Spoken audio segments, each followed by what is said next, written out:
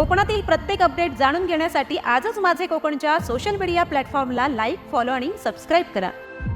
रत्नागिरी जिल्ह्यातल्या खेड तालुक्यातील ऐनी मेठे येथे घरात शिरून शिवीगाळ करत तिघांना मारहाण करण्यात आली आहे। या प्रकरणी 12 ते 15 जणांविरोधात खेड पोलीस ठाण्यात गुन्हा दाखल करण्यात आला आहे।